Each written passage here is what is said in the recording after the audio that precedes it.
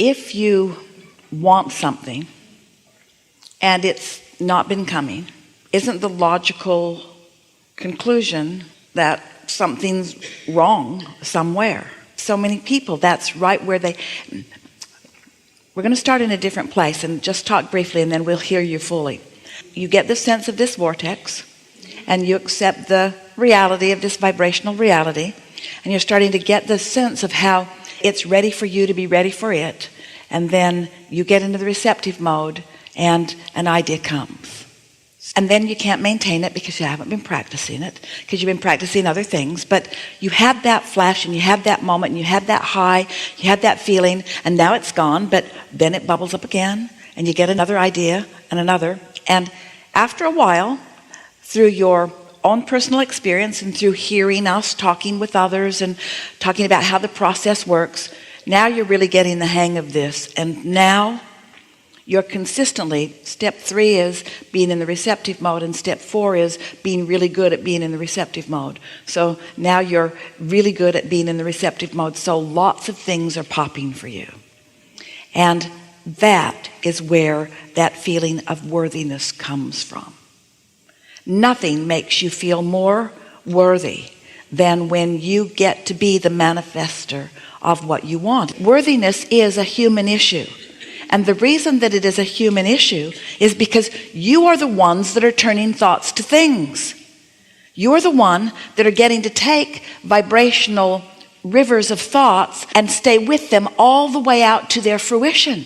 And so, of course, it's logical that if you get fixated on what is actualized in a way that you can see it, and there are things that you want that aren't actualized in a way that you can see it, of course it's logical that you would feel not worthy, because you want it and it's not coming, and you want it and it's not coming, and you want it and it's not coming. So what could cause you to feel more worthy than to want it and it come?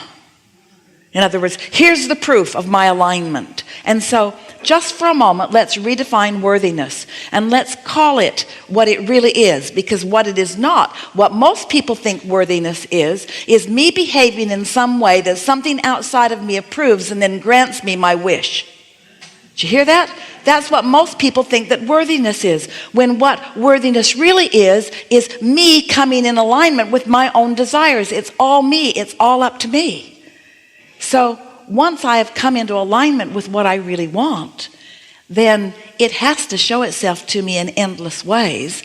And then the result of that is I get the benefit of getting to live the manifestation that I'm wanting.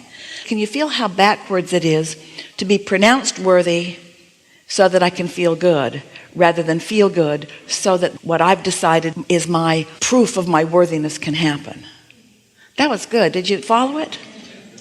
Worthiness is not something that's assigned from the outside. It's something that you accomplish through practice. And it's something that you understand that you're on the trail of, because you're consistently feeling better and better and better. And you already said that to us. 8 months, you said, that I've been focusing upon this in a stronger way. And I have lots of evidence. My life is better, you said. My life is better. It's just going to get better and better and better and better and better and better and better and better and better and better. Yes. I know everything is in the now, and the past doesn't matter, and essentially, I guess the future doesn't matter either. It's all my power in the now. So let's talk about what we mean by that. Meaning, right now, I can flow or not. Right now, I can let the circuit stay open, or I can close it, because I have control over both my desire and my belief, because they're both just focuses. So here's a question for you. You're going to really like this. Let's say that you desire something, but you don't believe it. Can you think about what you are desiring and your doubt about it at the same time? It's one or the other, isn't it? So if you just give more airtime to your desire, won't your belief about it become irrelevant? And I feel like I do that most times, but I was talking to a friend of mine, and I always seem to fall back in the same routines, even though I've felt alignment, and I've manifested some beautiful relationships with truly, truly wonderful men. But you know, here, we're just going to say this to you in a very straight up way. You're forcing the manifestation before you've accomplished your alignment. That's all that's happening. Because you're like so many people, you believe that something's better than nothing. And then you get in the middle of the something and you find out it's way not better than nothing. Something isn't better than nothing. Something will keep you from what's better if whatever it is has you. Because it's not easy to focus away from something that has manifested, is it? It's like thinking about a good feeling foot when your toe's throbbing. It's hard to do. Your toe's throbbing, you're thinking, oh, I feel so great. But the toe is throbbing and you're lying about how good you feel. And some of those relationships are like throbbing toes. Mm-hmm. Yes? Yes. And I just don't want to feel like I'm running away. I always feel like I'm running away from good people because I think there's something more that I know that I want. Well, here's something important for you to know. Really, really, really important for you to know. It isn't that they're not good people. It's that they're not good matches. Exactly. Then how come they keep coming back into my life and they won't leave? Why does what I don't want keep coming to me? Because you're thinking more about what you don't want than you are about what you do want. That's the dominant vibration you've got going on. And why is that? Because you're a better observer than you are finding the feeling of something. That's logical. You're physical and you're human, and manifestations matter a lot. We want to just put that out there because we can't have it both ways either. We can't acknowledge that you're here to turn thoughts to things and then criticize you for noticing the things that you've turned into things. These things that you've manifested, they get your attention. It's logical that they would. But you want them to not feel so permanent, and that's what you were trying to say to us just now. It's now is more powerful than what has been or even than what's coming. And so the things that have been before will morph into more pleasant things if you're not really fixated, meaning talking a lot. You said, I was talking to a friend, and we want you to consider something. All of you think about this, but this is really something worth thinking about. So you get it that when we say you create your own reality, we know you get that.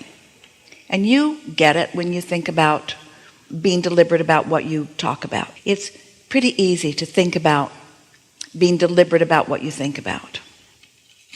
So here you are, moving through life, doing a pretty good job of having a vibration that matches what you want. But you also have some vibrations that are sometimes active that don't serve you.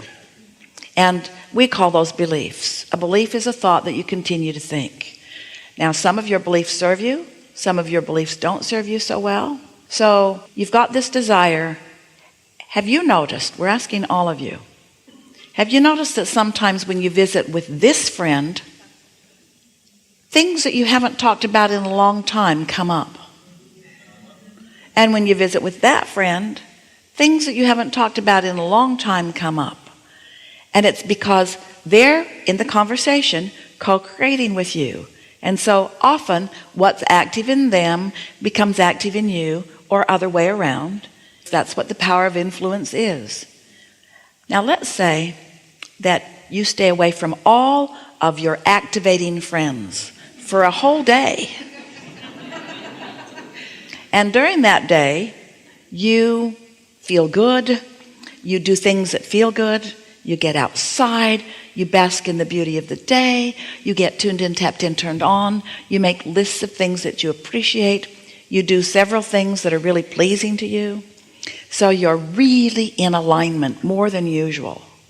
Sometimes you can't even get together with the friend you were planning on getting together with because there's a vibrational variance. Or sometimes you push through anyway, you get together anyway, but you don't talk about what you usually talk about because you're in a different place and you two aren't clicking like you usually click.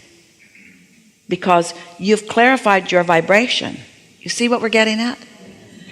Esther used to laugh because she and Jerry would move around the country, and quite often they'd come to a city and they'd meet up with a friend that they hadn't seen for a while, and Jerry would tell the same stories that he told last time they were there. And Esther would say, do you need me to make a list of what you talk about when we're with these people, and we'll just review it before we get with them, so that you don't tell the same damn story every time we get together. And they used to laugh about it because there was something in the combination of those vibrations that just made that the story to tell. So you want to ask yourself, what story do you find yourself telling? Because the more you tell the story, the more active it is within you, and the more it becomes your point of attraction, and the more it finalizes, way too strong of a word, but the more it causes a belief to be powerful within you, and your powerful beliefs that are in opposition to your powerful desires are the only problem in the world that you ever have.